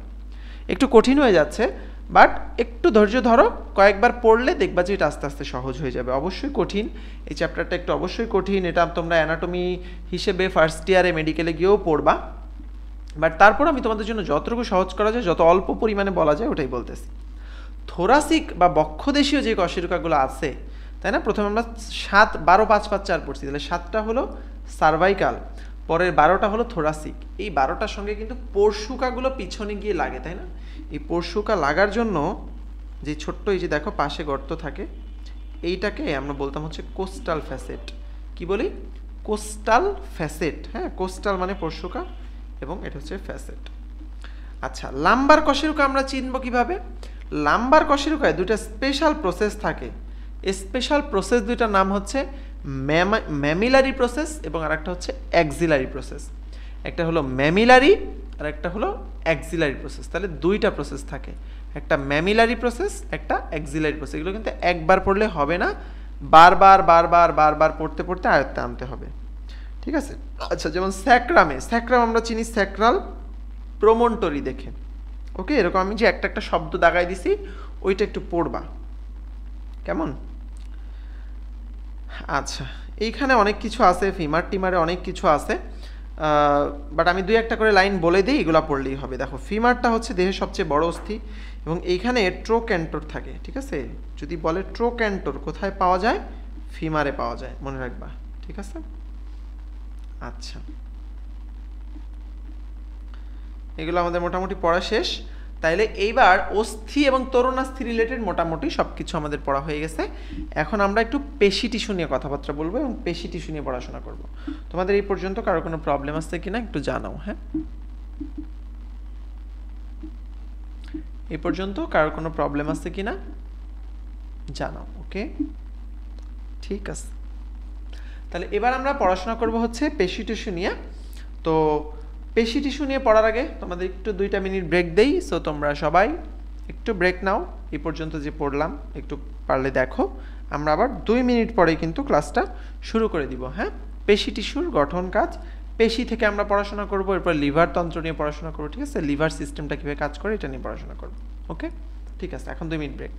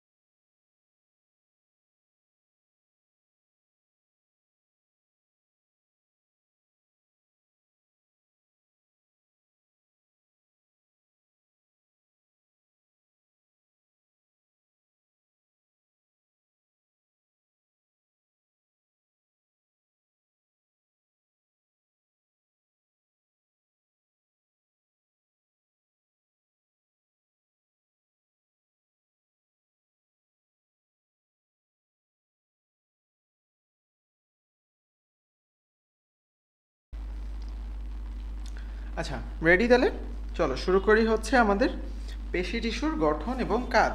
এটা আমরা শুরু করি। হ্যাঁ, তো পেশি টিস্যুর কিছু সাধারণ বৈশিষ্ট্যের কথা এখানে বলা আছে, তুমি দেখো। একটা হলো যে পেশি কোষকে আমরা কি বলি, সেম আগের মতোই। অস্থি কোষকে আমরা বলতেছিলাম কি বলতো, অস্টিওসাইট। তারপর হচ্ছে তরুণাস্থি কোষকে বলতেছিলাম কন্ড্রোসাইট। এখানে আমরা বলবো মায়োসাইট, এবং যেটা বাচ্চা ওই অবস্থায় আমরা বলবো মায়োব্লাস্ট। ওকে, ঠিক আছে। তো যে পেশির যে কোষগুলো আছে এগুলার যে আবরণ ওইটাকে আমরা বলি হচ্ছে সার্কোলেমা, এবং এটার যে সাইটোপ্লাজম আছে ওইটাকে আমরা বলি হচ্ছে সার্কোপ্লাজম। আচ্ছা, পেশিতে দুই ধরনের প্রোটিন থাকে, সব সময় মনে রাখবা এই দুটার নাম খুব ইম্পর্টেন্ট। পেশি তো আমরা জানি প্রোটিন দিয়েই আমাদের পেশি গঠিত হয়, সো ওই দুটা প্রোটিনের নাম কি, এটা অনেক সময় আসে, অনেকবার আসে। সো প্রোটিন দুটার নাম হচ্ছে, একটা প্রোটিনের নাম অ্যাক্টিন আর একটা নাম হচ্ছে মায়োসিন। ঠিক আছে, অ্যাক্টিন এবং মায়োসিন এই দুইটা প্রোটিনের নাম অনেক অনেক অনেক অনেক বেশি ইম্পর্টেন্ট। ওকে, এবং এই অ্যাক্টিন এবং মায়োসিন এই দুইটাকে একসঙ্গে আমরা বলি হচ্ছে সার্কোমেয়ার, এবং এই সার্কোমেয়ার জিনিসটাই হচ্ছে আমাদের মোটামুটি পেশিতন্ত্রর কার্যকরী একক। ঠিক আছে। আচ্ছা, তো পেশি নর্মালি কোথা থেকে উৎপন্ন হয়, এক্টোডার্ম থেকে, এন্ডোডার্ম থেকে, নাকি মেসোডার্ম থেকে? জেনারেলি অ্যান্সারটা হচ্ছে মেসোডার্ম থেকে। হ্যাঁ, ভ্রূণীয় মেসোডার্ম থেকে পেশি আসে, কিছু কিছু ব্যতিক্রম ছাড়া। এখন সেই ব্যতিক্রমগুলাই হচ্ছে স্যারদের বেশি পছন্দ। সো ব্যতিক্রম থেকে অনেক সময় দিয়ে দিতে পারে, যে যেমন এক্টোডার্ম থেকে, নর্মালি তো আমরা জানি পেশি আসে মেসোডার্ম থেকে, কিন্তু এক্টোডার্ম থেকে কোন পেশি আসে, যেমন চোখের পিউপিল, ঠিক আছে, সংকোচন প্রসারণ করে যেই পেশি, মানে আইরিশকে টানাটানি করে যেই পেশি, ঠিক আছে, ওইটা। আচ্ছা, তারপরে কি স্তন গ্রন্থি এবং ঘর্মগ্রন্থিতে অবস্থিত কিছু পেশি। তাহলে এই সব জায়গায় কিছু পেশি আছে যারা এক্টোডার্ম থেকে আসে, বাট বেশিরভাগ পেশি আসে মেসোডার্ম থেকে। ওকে, ঠিক আছে। পেশি টিস্যুর মধ্যে 75% পানি, এটাও ইম্পর্টেন্ট গেল। পেশি সাধারণ ধর্মগুলো পড়বা, যেটা ইলাস্টিক আছে, তারপরে এক্সাইটেবিলিটি, টনিসিটি আছে, হ্যাঁ, ফ্যাটিক হয়ে যায়, তারপরে পেশি কন্ডাকশন করতে পারে বিভিন্ন ইম্পালস। পেশির একটা রিফ্র্যাক্টরি পিরিয়ড আছে। রিফ্র্যাক্টরি পিরিয়ড মানে হচ্ছে একটা ইম্পালস আসলে পরবর্তী একটা ইম্পালসের আগ পর্যন্ত ওইটা আর এক্সাইট করা যাবে না। ঠিক আছে, সোজা ভাষায় হচ্ছে এটা। পেশির কাজগুলো রিডিং পড়বা। আমরা চলে আসবো পেশি টিস্যুর টাইপগুলোতে, যেটা আমাদের জন্য ইম্পর্টেন্ট। তাহলে পেশি টিস্যুর কী কী টাইপ আছে দেখি। হ্যাঁ, একটা টাইপ হচ্ছে অবস্থান অনুযায়ী, আর একটা টাইপ হচ্ছে গঠন অনুযায়ী, আর একটা হলো কাজ অনুযায়ী। তাহলে অবস্থান মানে ওই অনুযায়ী হচ্ছে তিনটা টাইপের: কঙ্কাল পেশি, আন্তর্যন্ত্রীয় বা ভিসেরাল পেশি, আর একটা হলো হৃৎপেশি। এখন এই কথাটার মানে কি? কঙ্কাল পেশি মানে হচ্ছে যেগুলো স্কেলিটাল বা আমাদের হাড়ের সঙ্গে লেগে থাকে, সেগুলোকে আমরা বলি কঙ্কাল পেশি। আচ্ছা, ভিসেরাল পেশি কি? মানে যেগুলো আমাদের অর্গান বা অঙ্গগুলোর সঙ্গে লেগে থাকে। ভিসেরা মানে হচ্ছে অর্গান বা অঙ্গ। হ্যাঁ, তো ভিসেরার সঙ্গে যেগুলো লেগে থাকে ওগুলোকে আমরা বলি আন্তর্যন্ত্রীয়। আর হচ্ছে কার্ডিয়াক মাসল তো বুঝি, যেটা হার্টের মাসল ওটা কার্ডিয়াক মাসল বা হৃৎপেশি। গঠন অনুযায়ী তুমি বলতে পারো আবার দুই ধরনের, একটা হলো চিহ্নিত বা রৈখিক, আর একটা হলো মসৃণ বা অরৈখিক। মানে কিছু পেশি আছে তার মধ্যে এরকম দেখবা এরকম এরকম দাগ আছে, হ্যাঁ, এইগুলোকে আমরা বলি হচ্ছে চিহ্নিত পেশি বা রৈখিক পেশি। আর কিছু আছে জাস্ট এরকম, হ্যাঁ, স্পিন্ডাল শেপ, মাকো আকৃতির, এর মধ্যে কোনো আড়াআড়ি কোনো দাগ টাগ কিছু নাই, ওইটাকে বলে আমরা মসৃণ পেশি বা অরৈখিক পেশি।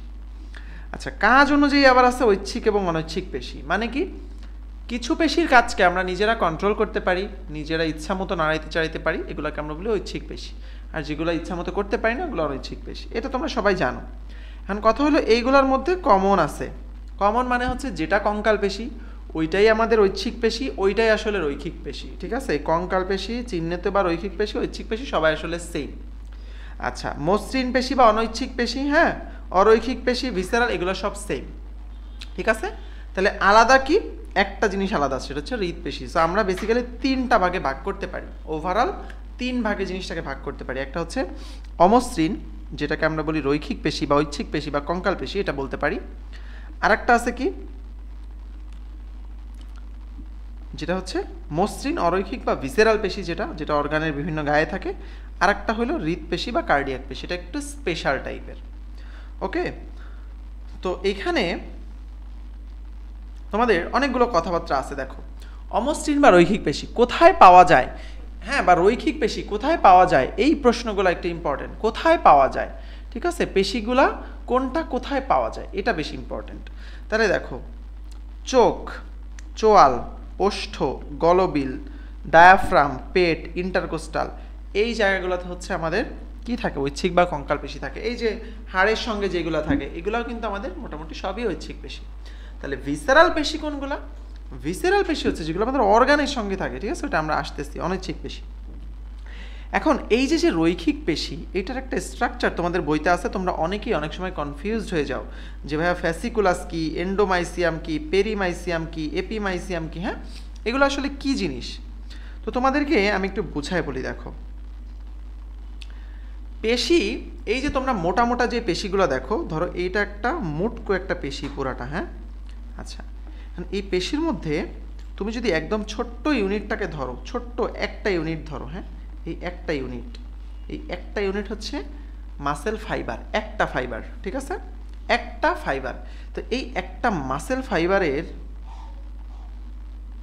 যে আবরণটা থাকে, এই আবরণটাকে আমরা বলি হচ্ছে, আচ্ছা এটা একটু এইভাবে আঁকি, ধরো এই একটা মাসেল ফাইবার, এর এরকম একটা আবরণ থাকে, ঠিক আছে। আচ্ছা, এই একটা মাসেল ফাইবারের আবরণটাকে আমরা বলি হচ্ছে, কি বলি বলো তো, এন্ডোমাইসিয়াম। কি বলি? এন্ডোমাইসিয়াম। তাহলে এরকম একটা এন্ডোমাইসিয়াম এবং মাসেল ফাইবার, এরকম আরেকটা মাসেল ফাইবার, এবং প্রত্যেকের চারপাশে এন্ডোমাইসিয়াম আছে। কি আছে? প্রত্যেকের চারপাশে কি আছে? এন্ডোমাইসিয়াম আছে। ওকে, বোঝা গেল? আচ্ছা, এখন এই যে এতগুলা মাসেল হইল, এই এতগুলা মাসেল ফাইবার মিলে একটা বান্ডেল, এই বান্ডেলটাকে পুরাটাকে ঘিরে থাকে যে জিনিসটা, এটাকে আমরা বলি পেরিমাইসিয়াম, ঠিক আছে। তাহলে পেরিমাইসিয়াম দিয়ে পুরা এতগুলা মাসেল ফাইবারকে আমি ঘিরে ফেললাম, তখন এই জিনিসটাকে আমরা বলি একটা ফ্যাসিকুলাস। কি বলি?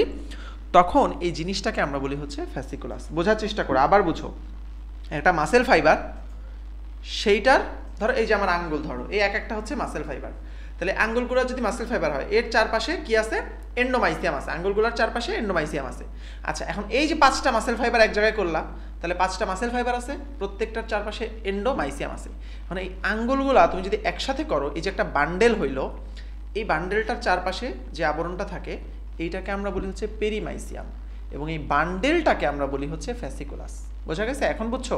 তাহলে বান্ডেলটা হলো ফ্যাসিকুলাস, এবং বান্ডেলের চারপাশে যে আবরণটা থাকবে এটাকে আমরা বলবো পেরিমাইসিয়াম। ওকে, তাহলে এন্ডোমাইসিয়াম কাকে আবরণ করে? পেশি তন্তু বা একটা ফাইবারকে। বান্ডেল যেটা ফ্যাসিকুলাস, এটার আবরণ কি? পেরিমাইসিয়াম। এইবার আসো, এইরকম অনেকগুলো ফ্যাসিকুলাস, এখানে একটা ফ্যাসিকুলাস, এখানে একটা ফ্যাসিকুলাস, এরকম একটা ফ্যাসিকুলাস, এরকম অনেকগুলা ফ্যাসিকুলাস যখন তুমি মিলাবা, ঠিক আছে, তখন এই যে ফ্যাসিকুলাসের যে বান্ডেলগুলা, এইটাই আসলে আমাদের একটা বড় পেশি। এবং এই যে বড় পেশি, এই বান্ডেলটার যে আবরণটা, ওইটাকে আমরা বলি হচ্ছে এপিমাইসিয়াম। এইটাকে আমরা বলি এপিমাইসিয়াম। তাহলে এন্ডোমাইসিয়াম কি, পেরিমাইসিয়াম কি এবং এপিমাইসিয়াম কি, সবগুলা জিনিসই কিন্তু আমরা মোটামুটি বুঝলাম। কনফিউশন কিন্তু আর থাকা উচিত না। বোঝা গেছে? ওকে, সার্কোলেমা আগে বলছি, এগুলো বলা হয়ে গেছে। মায়োফাইব্রিলে অ্যাক্টিন মায়োসিন থাকে, বলা হয়ে গেছে। আচ্ছা, কঙ্কাল পেশির কাজ কি? এটা তো আমরা একদম প্রথমে চ্যাপ্টারের শুরুতে যখন পড়ছি ওখানেই পড়ছি। এটা আকৃতি দান করে, হ্যাঁ, এইসব নর্মালি কঙ্কালতন্ত্রের কাজ। বেসিক্যালি এই যে আকৃতি দেওয়া টেওয়া, এই সব কিছু। আমার হাতের আকৃতি কীরকম হবে, এটা আমার এই হাতের মাসেলের উপর ডিপেন্ড করতেছে, তাই না?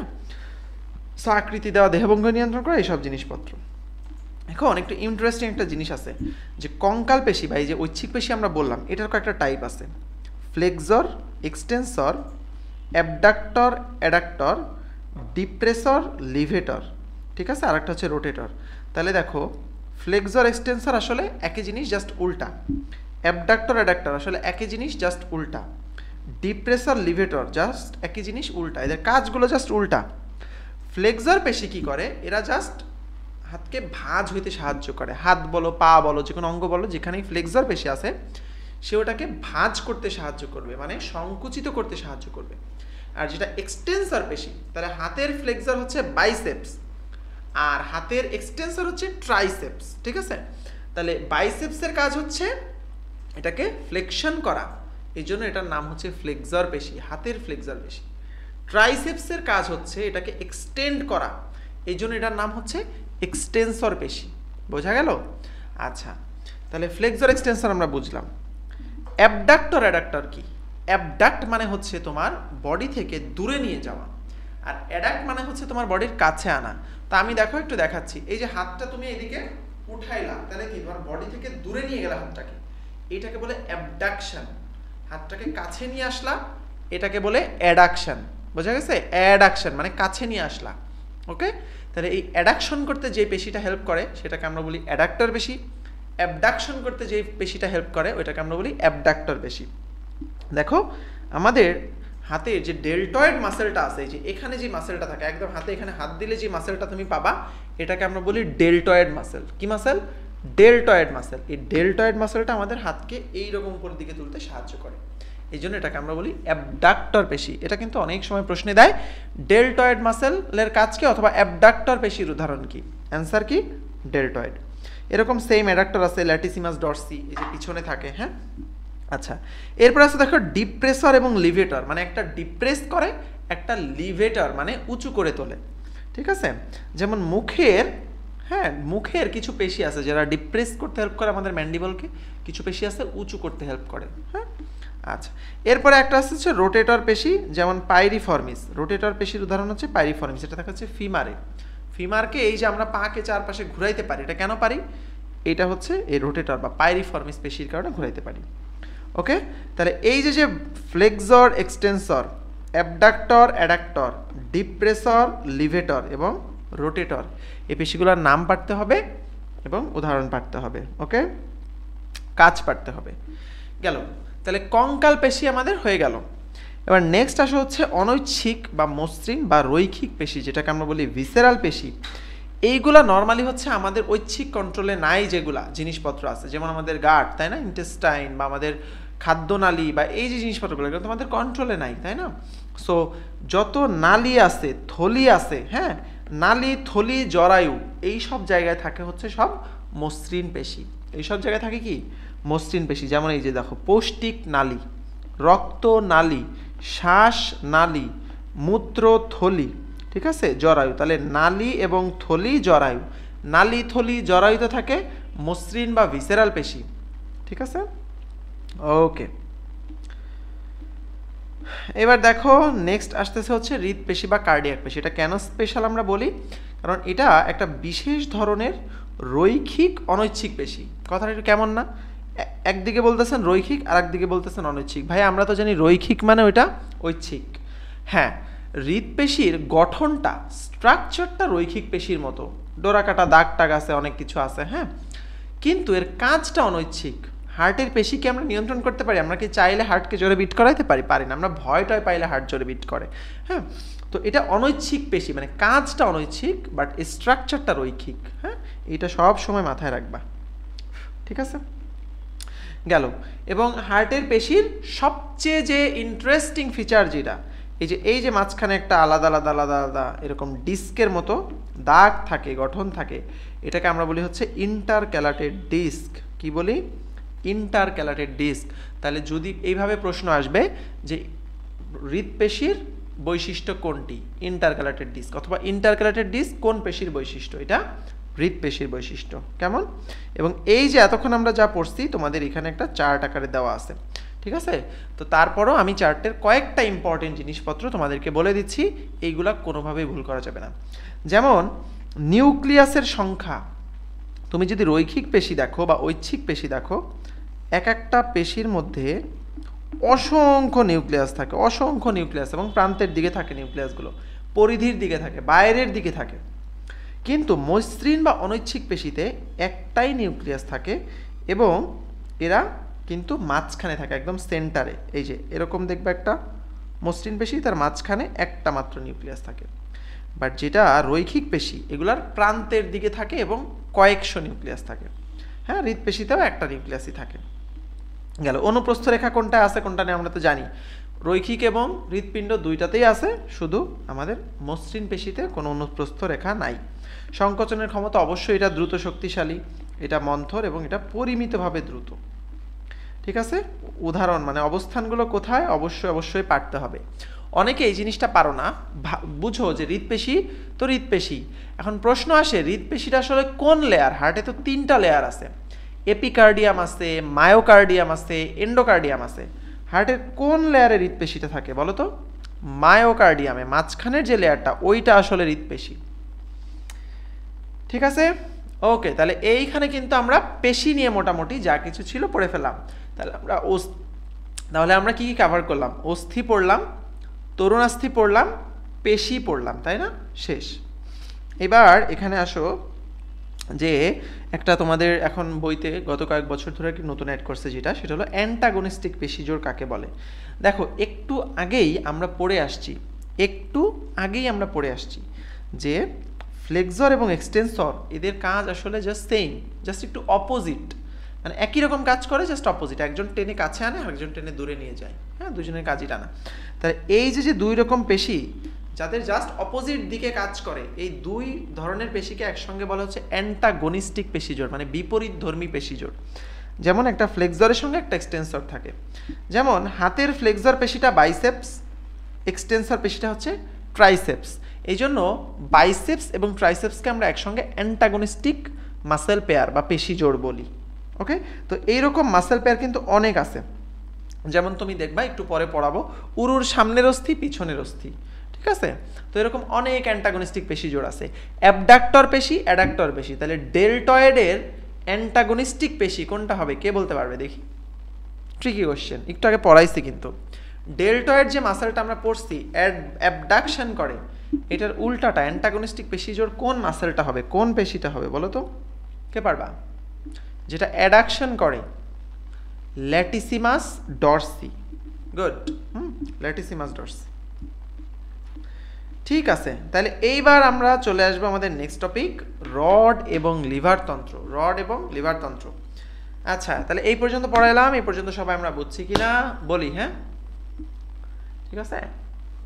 পড়াশোনা কিছু কিছু সময় একটু কঠিন লাগবে, কিছু চ্যাপ্টার সহজ লাগবে অনেক, হ্যাঁ, কিছু চ্যাপ্টার একটু কঠিন লাগবে। আমি যতই সহজ করে পড়ানোর চেষ্টা করি না কেন, কিছু চ্যাপ্টার একটু বেশ কঠিন। তোমাদের জন্য এই নামগুলো কঠিন আমি জানি। হ্যাঁ, এই যে ডেলটয়েড, এই যে বাইসেপস, ট্রাইসেপস, ফিমার, হ্যাঁ, ফিবুলা, টিবিয়া, মাথার খুলির অস্থি, এত এত নাম তো একটু কঠিন লাগবে, এবং কিছু কিছু চ্যাপ্টারে প্রয়োজনের চেয়ে বেশি পরিশ্রম করতে হবে। এইটা হচ্ছে সেরকম একটা চ্যাপ্টার। ঠিক আছে, এবং এই চ্যাপ্টারটা আমি পরীক্ষার আগের দিনও পড়ছি, মেডিকেল পরীক্ষার আগের দিনও এই চ্যাপ্টারটা আমি পড়ছি। বুঝতে পারছো? মানে আমার সব চ্যাপ্টারে এত কনফিডেন্স ছিল, কিন্তু এই চ্যাপ্টারটা আমি কোনোভাবেই কনফিডেন্স আনতে পারতেছিলাম না, এবং এই জন্য এটা আমি মেডিকেল পরীক্ষার আগের দিনও পড়ছি। বাট ওইটা পড়াটা আমার জন্য ভুল হয়েছিল, কারণ হচ্ছে মেডিকেল পরীক্ষার আগে কখনোই কঠিন কোনো জিনিস পড়তে হয় না। তুমি সহজ যেই জিনিসটা পারো ওই জিনিসটাই পড়তে হয় বারবার। ঠিক আছে, কখনোই কঠিন জিনিস পড়বা না পরীক্ষার আগের দিন, পরীক্ষার 2 দিন আগে। কখনোই কঠিন কোনো জিনিস আগে পড়ো নাই বা কঠিন লাগে এরকম জিনিস কখনোই পড়বা না পরীক্ষার আগে। ঠিক আছে, এটা হচ্ছে সাজেশন। তোমাদের আশা করি মেন্টরশিপ ভালো চলতেছে, গ্রুপ কুইজিং হচ্ছে।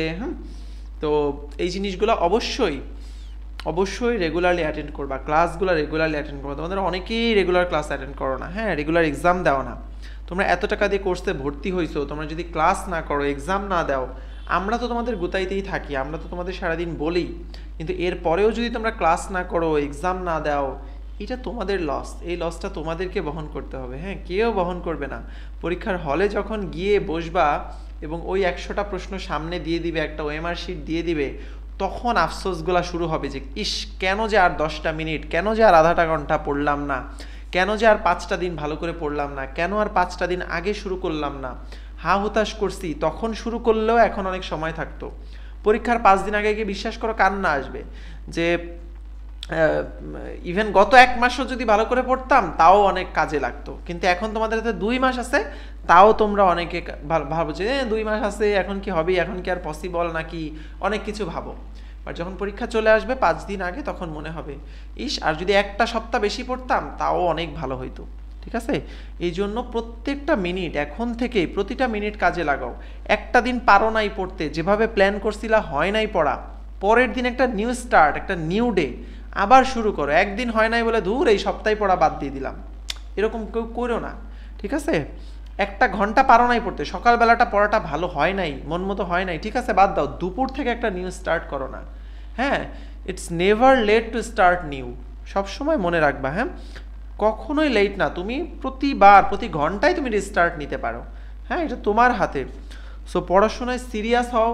দেখো, অনলাইন অফলাইন ভাইয়াদের কথা আমাদের কথা যতই শোনো, মোটিভেশন যতই শোনো, ততক্ষণ পর্যন্ত কাজ করবে না যতক্ষণ না পর্যন্ত তুমি নিজে পড়ার টেবিলে বসবা। হ্যাঁ, এবং পড়াশোনাটা সহজ কিছু না, এটা সবসময় মনে রাখবা। তোমরা ভাবো যে ভাই সহজে কেমনে পড়বো, সহজে কেমনে পার হয়ে যাব, সহজে কেমনে হয়ে যাবে। যদি জিনিসটা সহজই হইতো, মেডিকেলে চান্স পাওয়াটা যদি সহজই হইতো, এক নাম্বার কথা হচ্ছে এটার জন্য এত ডিমান্ডই থাকতো না। তো তোমরা যেটা ভাবো যে খুব সহজে কিছু একটা, সহজে কিছু একটা পেয়ে যাইতে চাই, তো সহজ হইলে যেটা প্রবলেম হইতো সেটা হইলো, এক নাম্বার কথা হলে জিনিসটা তো ডিমান্ডিংই হইতো না, ঠিক আছে? তো ধরো রিক্সা চালানো বেশ সহজ, তাই না?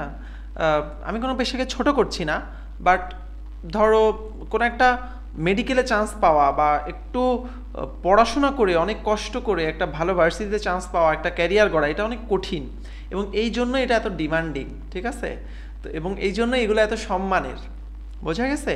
হ্যাঁ, যারা দৈনিক পরিশ্রম করে তাদের কাজটাও, পরিশ্রমটা অসম্মানের কিছু না, কিন্তু তারা কিন্তু পড়াশোনা করছে না। পড়াশোনাটা করা কিন্তু, এই যে ধৈর্য ধরে পরিশ্রম করাটা, এটাও কিন্তু অনেক ত্যাগ তিতিক্ষার বিষয়, ঠিক আছে?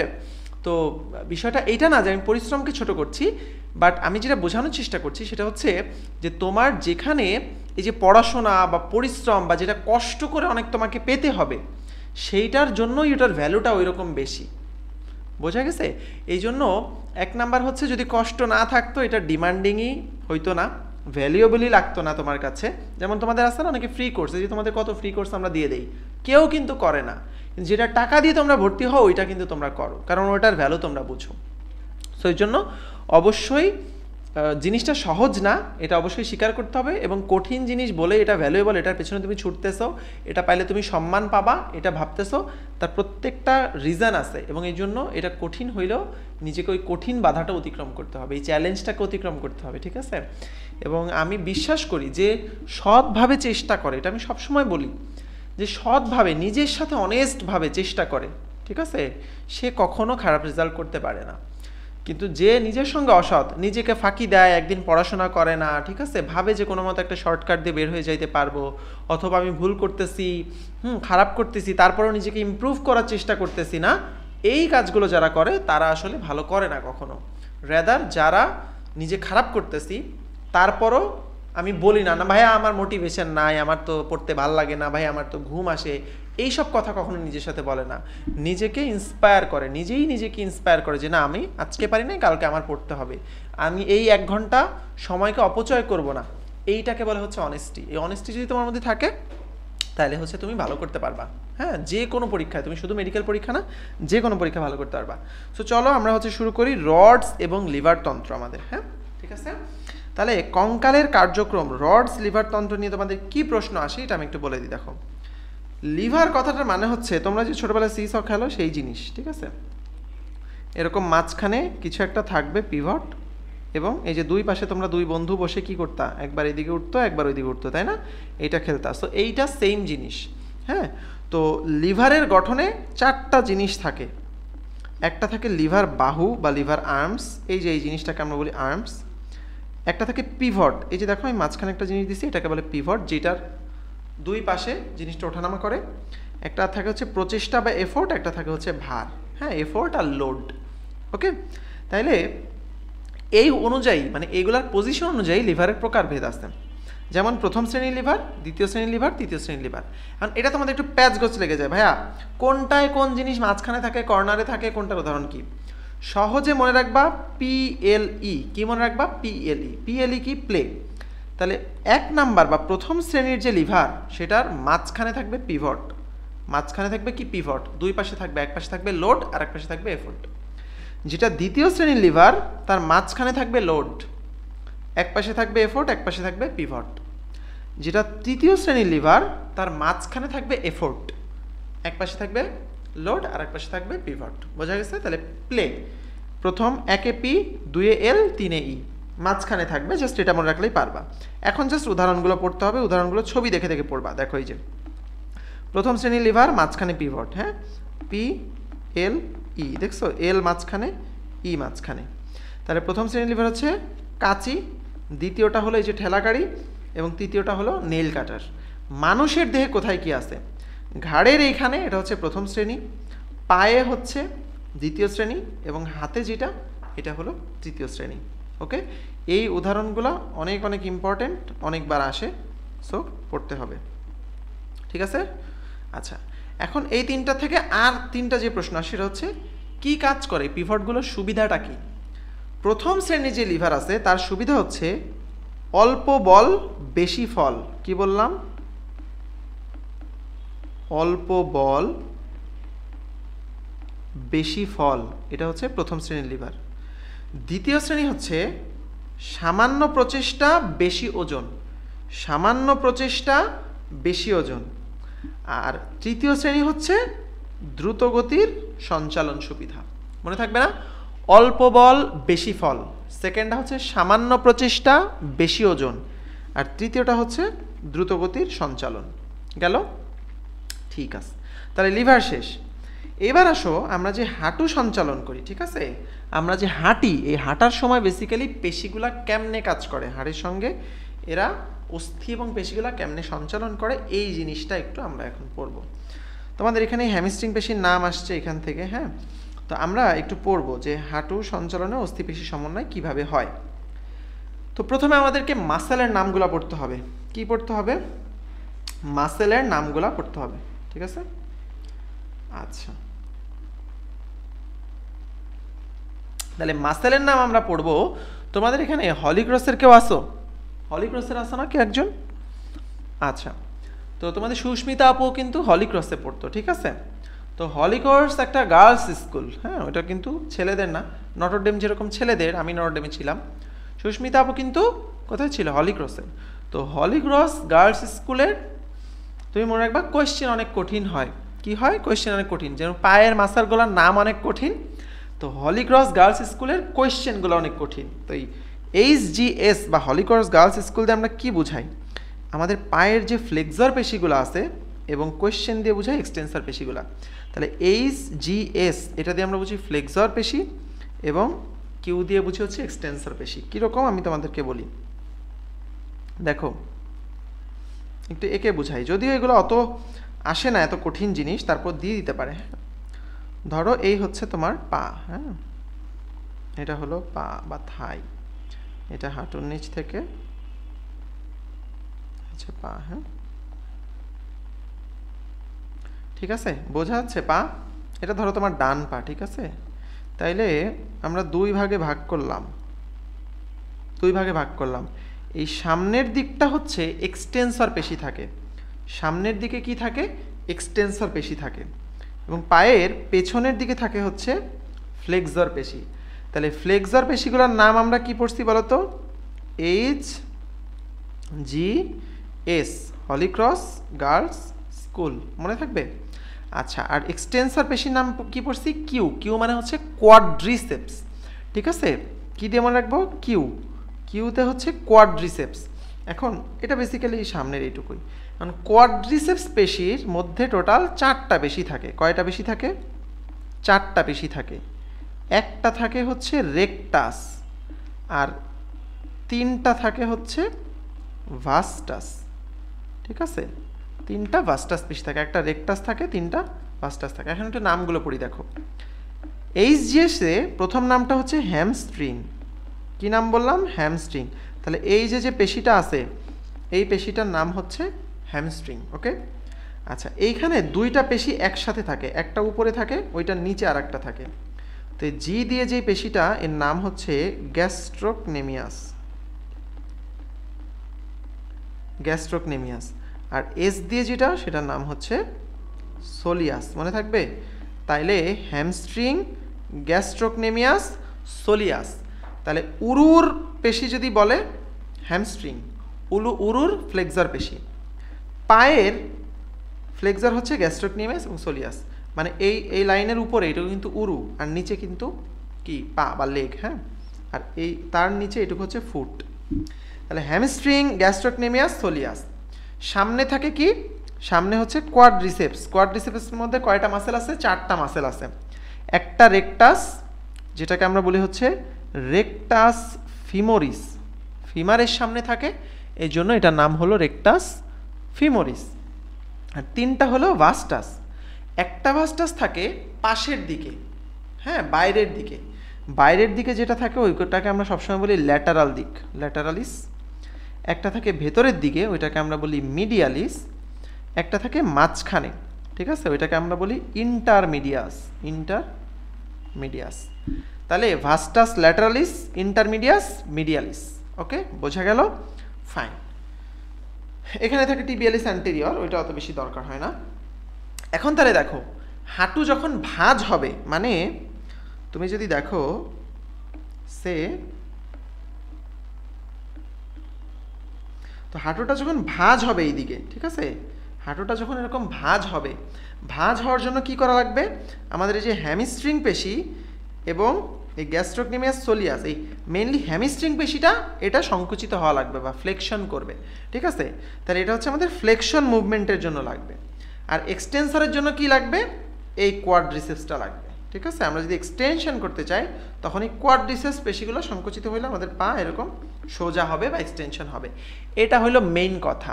তো এখানে মাসেলগুলোর নাম লাগে, তো মাসেলগুলোর নাম আমরা পড়লাম। যেটা পড়ি নাই এবং ইম্পর্টেন্ট একটা জিনিস বাকি আছে, হ্যামস্ট্রিং। এই হ্যামস্ট্রিংয়ের মধ্যে আবার তোমার হ্যামস্ট্রিংয়ের মধ্যে আবার 3টা মাসেল থাকে। 3টা মাসেল নিয়ে একসঙ্গে আমরা বলি হচ্ছে হ্যামস্ট্রিং, যেটাকে একটাকে বলি হচ্ছে বাইসেপস ফিমোরিস, একটা হইল সেমি মেমব্রিনোসাস, অনেক কঠিন নাম তাই না? একটা হলো সেমি টেন্ডিনোসাস, একটু কঠিন, বাট দেখো আমি আবার সামারাইজ করতেছি, শিখে যাবা। তাহলে হ্যামস্ট্রিংয়ের মধ্যে কয়টা মাসেল? 3টা। একটা বাইসেপস ফিমোরিস, একটা সেমি মেমব্রিনোসাস, সেমি টেন্ডিনোসাস, মানে কিছুটা মেমব্রেনের মতো আর একটা হচ্ছে কিছুটা টেন্ডনের মতো, এই জন্য বলে সেমি মেমব্রিনোসাস, সেমি টেন্ডিনোসাস। তাহলে হ্যামস্ট্রিংয়ের মধ্যে 3টা মাসেল। উরুর সামনে আছে কোয়াড্রিসেপস, তার মধ্যে 4টা মাসেল, রেকটাস ফিমোরিস আর 3টা ভাস্টাস। গেল। এবার আসো নিচে, পায়ে আসো। পায়ের পিছনের দিকে 2টা মাসেল, গ্যাস্ট্রোকনেমিয়াস, সোলিয়াস। সামনে থাকে হচ্ছে টিবিয়ালিস অ্যান্টেরিয়র। ওকে, গেল। তাইলে এইগুলো হচ্ছে আমাদের পায়ের মাসেল টাসেল মোটামুটি। ওকে, এই যে দেখো কিভাবে হয়, হাঁটু সন্ধিতে ভাঁজ সৃষ্টি হয় কিভাবে? যখন হ্যামস্ট্রিং পেশিটা সংকুচিত হয়, গ্যাস্ট্রোকনেমিয়াস পেশি সংকুচিত হয়, ঠিক আছে। আচ্ছা, যখন কোয়াড্রিসেপস, যেমন এই যে কোয়াড্রিসেপস, এর মধ্যে আছে রেকটাস ফিমোরিস আর হচ্ছে 3টা ভাস্টাস, এইগুলো যখন সংকুচিত হবে তখন হাঁটু সন্ধির প্রসারণ ঘটবে। তখন কি হবে? হাঁটু সন্ধির প্রসারণ ঘটবে, ঠিক আছে। তাহলে আশা করি আর কোনো প্রবলেম নাই। অস্থির এবং পেশির সমন্বয় কিভাবে হাঁটুটা চলাচল করে আমরা বুঝলাম। আমি আবারও বুঝাই। উরু ধরো এই যেরকম ভাঁজ হবে, হ্যাঁ, এটা হচ্ছে পা, এটা হলো একটা স্টেট। আর এরকম হলো এই যে পাটা সোজা আছে, তাহলে এটা হলো ফ্লেকশন স্টেট, এটা হলো এক্সটেনশন স্টেট। এটার জন্য আমাদের পেছনের ফ্লেক্সার পেশিগুলো লাগবে, এটার জন্য আমার এক্সটেন্সার পেশিগুলো সংকুচিত হওয়া লাগবে। আশা করি পারবা। ওকে, তাহলে আমাদের নেক্সট এবং অলমোস্ট লাস্ট টপিকের দিকে আমরা চলে আসছি, সেটা হচ্ছে অস্থি ভঙ্গ বা হাড় ভাঙা। এখন তোমাদেরকে একটু ডাক্তার বানাই দিব, হ্যাঁ, হাড়টার ভেঙে গেলে কী করবা সেইটা আমরা শিখাই দিব, ঠিক আছে। ওকে, তাহলে অস্থি ভাঙতে পারে কয় প্রকার? দেখো, একটা হইল অনুপ্রস্থ, একটা হলো রৈখিক, একটা হলো তির্যক, আর একটা হলো সর্পিলাকার, আর একটা হলো গ্রিন স্টিক, আর একটা হলো কমিউনিটেড। তাহলে 6টা টাইপের নাম এখানে বলছে, আমরা বুঝাই বলবো কি বলছে জিনিসটা। প্রথমটা হইল অনুপ্রস্থ বা ট্রান্সভার্স, মানে এই দেখো অস্থিটা এই বরাবর আড়াআড়ি ভেঙে গেছে। একটা হলো রৈখিক বা লিনিয়ার, দেখো এই বরাবর একটা লাইনের মতো করে ভেঙে গেছে। এখন বলো তো এইটা কি? তাইলে এই যে এইভাবে যে ভেঙে গেছে, এক্স্যাক্টলি এটা হলো তির্যক বা অবলিক ফ্র্যাকচার বলি, সরল বাঁকানো বা ঢালু ধরনের ভাঙন। আচ্ছা, এরপরে দেখো তো একটা আছে এই রকম করে ঘুরে পেঁচাই গিয়ে ভাঙছে, ঠিক আছে, এরকম মোড়াইলে যে যদি ভেঙে যায় যেরকম হয় সেরকম ভাঙছে, ওইটাকে আমরা বলি স্পাইরাল বা সর্পিলাকার। এটার আরেকটা নাম হইল, এই সর্পিলাকার ফ্র্যাকচারের আরেকটা নাম হলো টরশন ফ্র্যাকচার। কি বলি? Torsion fracture. আচ্ছা, এবার এসব বহু খণ্ডকিত, এই জিনিসটা কি? মানে একটা অস্থি ভাঙছে, ভাঙার পর এর মধ্যে কয়েকটা খণ্ড হয়ে গেছে, কয়েকগুলো টুকরা হয়ে গেছে। এগুলো কিন্তু সব 2 টুকরা হয়েছে জাস্ট, বাট এটা মাঝখানে কয়েকটা খণ্ড হয়ে গেছে। এটাকে আমরা বলি কম্পাউন্ড বা কমিউনিটেড বলি, ঠিক আছে। এই যে কমিউনিটেড বলি, কমিউনিটেড ফ্র্যাকচার। আচ্ছা, এখন একটা বাকি থাকে হলো গ্রিন স্টিক। এটা খুব স্পেশাল এবং এটা শুধুমাত্র আমরা বাচ্চাদের ক্ষেত্রে দেখি। কাদের ক্ষেত্রে দেখি? বাচ্চাদের। তাহলে তোমার যদি প্রশ্ন আসে যে বাচ্চাদের কি ধরনের অস্থিভঙ্গ হয়, অ্যান্সারটা হবে কি? Green stick fracture. তাহলে গ্রিন স্টিক ফ্র্যাকচার মানে কি? তোমরা কচি বাঁশের কঞ্চি দেখছো না? বাঁশের কঞ্চি। আচ্ছা, তো কচি বাঁশের কঞ্চি ওটা কি ভাঙা যায় বলো তো? পাকা বাঁশ যেরকম ভাঙা যায় এরকম করে টস করে ভেঙে যায়, বাট যেগুলো কচি বাঁশ ওটা কি ভাঙা যায়? যায় না। কিন্তু তুমি দেখবা মোড়াবা ওটা বাঁকায় যাবে, ওখানে মাঝখানে একটা চির ধরবে, কিন্তু জিনিসটা পুরোপুরি আলাদা হবে না ভেঙে। একদম বাচ্চাদের হাড়ের ক্ষেত্রে সেম হয়। আমাদের যে বড়দের হাড় আমরা পড়ে গেছি, ভেঙে গেছে, বাস শেষ। বাট বাচ্চাদের হাড়, ওদের হাড় কিন্তু ভাঙে না, কারণ ওদের হাড়টা এত শক্ত না, একটু নরম থাকে। সো এই জন্য বাচ্চাদের হাড়টা পুরোপুরি ভাঙে না, একটু চিরে যায়। এই জিনিসটাকে আমরা বলি হচ্ছে গ্রিন স্টিক ফ্র্যাকচার। বুঝতে পারছো গ্রিন স্টিক কোথা থেকে আসছে? গ্রিন স্টিক, ওই যে সবুজ যে কচি বাঁশ, ওইখান থেকে আসছে গ্রিন স্টিক, সবুজ লাঠি। হ্যাঁ, ওকে, তাহলে বোঝা গেল 6 প্রকার আমরা বুঝলাম। এইবার আসো প্রকৃতি অনুসারে 2 প্রকার, একটা হচ্ছে উন্মুক্ত, একটা হলো বদ্ধ। উন্মুক্ত মানে হাড্ডিটা ভেঙে চামড়ার বাইরে বের হয়ে আসছে, এটাকে বলা হচ্ছে উন্মুক্ত, ওপেন ফ্র্যাকচার। ঠিক আছে, আরেকটা আছে ভাঙছে, ভিতরেই আছে, বোঝা যাচ্ছে না, বাইরে থেকে বের হয় নাই, কোনো হাড় বাইরে থেকে দেখা যাচ্ছে না, ওইটাকে আমরা বলেছি ক্লোজড ফ্র্যাকচার। ঠিক আছে, আচ্ছা, বাট আমরা এত ঝামেলার মধ্যে যাই না। সাধারণভাবে তোমাকে বোঝানোর জন্য 3 ধরনের অস্থিভঙ্গ আছে: সাধারণ, যৌগিক, জটিল। সাধারণ মানে হচ্ছে যেটা চামড়া ভেদ করে বের হবে না, সেটাই সাধারণ। আচ্ছা, যৌগিক কোনটা? যখন হাড়ের টুকরা চামড়া ভেদ করে বের হয়ে আসবে, মানে বেসিক্যালি ওপেন ফ্র্যাকচার যেটা, সেটা। আর একটা কি জটিল বা চাপা হাড় ভাঙা, মানে কয়েক টুকরা হয়ে যাবে। ঠিক আছে, ভেতরে কয়েক টুকরা হয়ে যাবে, যে ওই যেটা আমি বললাম কমিনিউটেড, ওইটা। ঠিক আছে, এই 3 প্রকার পড়লেই হবে। আচ্ছা, এখন একটু আসো যে অস্থিতে বা অস্থিসন্ধিতে যদি আঘাত পাও বা তাহলে কীভাবে ফার্স্ট এইড দিবা বা কী করতে হবে।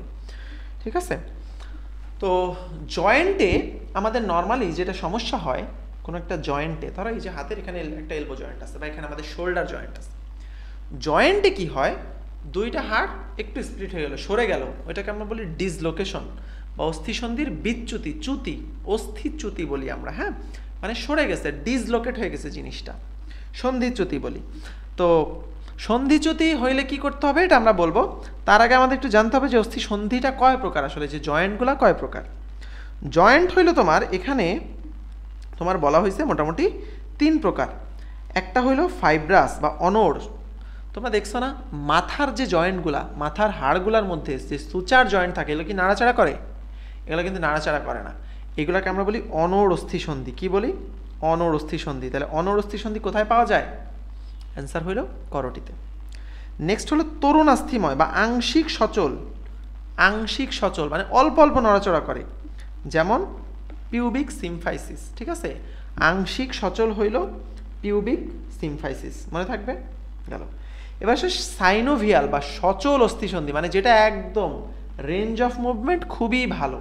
হ্যাঁ, যেই জয়েন্টকে আমরা দেখো কত দিকে নড়াইতে পারি, এই যে রিস্ট জয়েন্ট কত দিকে নড়াইতে পারি, শোল্ডার জয়েন্ট দেখো অনেক দিকে নাড়াইতে পারি, তাই না? এটাকে আমরা বলি হচ্ছে সাইনোভিয়াল বা সচল অস্থিসন্ধি। ঠিক আছে, এটাকে আমরা বলি সাইনোভিয়াল বা সচল অস্থিসন্ধি গেল। এখন স্থানচ্যুতি যেটা আমরা বলতেছিলাম একটু আগেই, যে অস্থির যদি জয়েন্টের মাঝখান থেকে জয়েন্টের কাছ থেকে 2টা হাড় সরে যায়, এটাকে আমরা বলি স্থানচ্যুতি। এবং এই স্থানচ্যুতিটা বা ডিসলোকেশনটা সবচেয়ে কমনলি কোন জায়গায় হয়, এটা অনেক সময় প্রশ্নে আসে। সবচেয়ে কমনলি হয় 3 জায়গায়: কাঁধে, হাঁটুতে, কোমরে। এই সব জায়গায় বেশি হয়, কাঁধে, হাঁটুতে, কোমরে। ঠিক আছে, এবং যদি হাতের কথা বলো সবচেয়ে বেশি হয় থাম।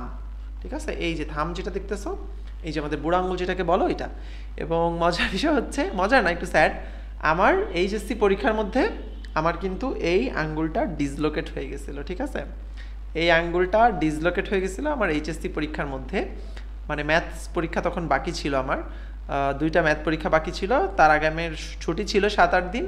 তো আমি ক্রিকেট খেলতে গেছিলাম এবং ক্রিকেট খেলতে গিয়ে আমি হচ্ছে স্টাম্পের উপরে হাতটা পড়ে আমার এইখানে ডিসলোকেট হয়ে যায়। ঠিক আছে, এবং এরপরে এটা নিয়ে অনেক বড় কাহিনী, কোনো একদিন সময় পেলে বলবো, বাট সংক্ষেপে কাহিনীর সামারি সেটা হচ্ছে আমার হাত এরকম হয়ে যায় এবং আমি বোর্ডে অনেক দৌড়াদৌড়ি করি, তারা আমাকে রাইটার দিতে রাজি হয় না।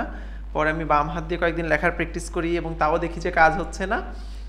এবং ইভেন বোর্ড থেকে আমাকে, বোর্ডের যে চেয়ারম্যান সে এতটা নির্দয় ছিল, সে বলছে যে তুমি এই বছরটা ড্রপ দিয়ে দাও। তো আমি বলছি যে স্যার আমার তো আসলে সবগুলো পরীক্ষায় ভালো হয়েছে, আমার জাস্ট দুইটাই পরীক্ষা, এবং এই দুইটা পরীক্ষার জন্য আমিই তো পরীক্ষা দিব, জাস্ট আমাকে একজন রাইটার দেন, আর্টসের স্টুডেন্ট হইলেও দেন, যে আমি যা বলবো লিখে দিবে, এরকম রাইটার দেওয়ার নিয়ম আছে আর কি বোর্ডে ছিল।